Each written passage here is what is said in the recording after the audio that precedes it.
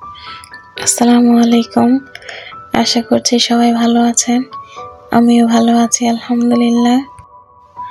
আজকের ব্লগটা শুরু করলাম সকালের নাস্তা দিয়ে।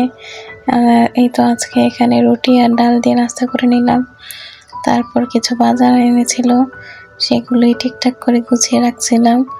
তো এখানে বিস্কুট, তারপরে রসুন, মুগ ডাল, লবণ এগুলো ছিল, আর মনে হয় বেগুন, করলা এসব সবজি ছিল সাথে, আর দুই একটা সবজি যদি আমার এখন মনে নেই। আর এদিকে মাছ আর মুরগি এনেছে, তো আমার শাশুড়ি এগুলিকে কেটে কুটে নিচ্ছিল। আমার যদিও বিয়ে হয়েছে এখন 3 বছর হয়ে যাবে কিছুদিন পর, তাও আমি এখনো মাছ মুরগি কাটতে পারি না।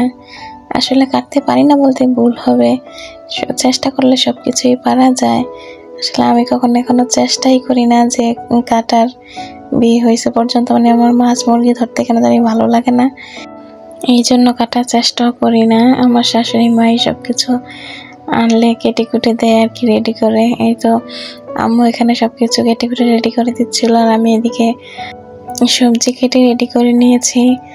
এই তো তারপর মাছ ভেজে নিলাম। আজকে ঝিম দিয়ে, আলু দিয়ে, টমেটো দিয়ে মাছ রান্না করে নিয়েছি, আর সাথে ছিল পাবদা মাছ বোনা আর কি। আর এই তো সন্ধ্যার দিকে এখানে আমার শাশুড়ি মা চিপস ভেজে নিচ্ছিল নাস্তার জন্য।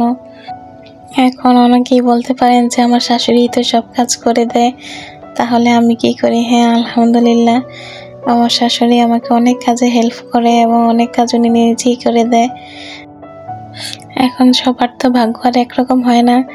আমার ভাগ্যটা আসলেই অনেক ভালো, আল্লাহ অনেক ভালো করে লিখেছেন আলহামদুলিল্লাহ। অনেকেই আমাকে নিয়ে হিংসে করে, যেমন বাসার ভাবিও মাঝে মাঝে বলে যে আমার মতো উনি নাকি বেড়াতে পারেন না, আমি নাকি অনেক বেড়াই বাবার বাসায়, তো উনি আমার মতো বেড়াতে পারে না, ওনাকে দেয় না। তো ওই হিসাবেও আমি ভালো আছি আলহামদুলিল্লাহ। আর এই তো এখানে বাবুর জন্য সন্ধ্যায় একটু নাস্তা বানিয়ে নিলাম, ওটস আর কি খাওয়ানোর জন্য, আর এখানে তরকারি গরম করে নিলাম।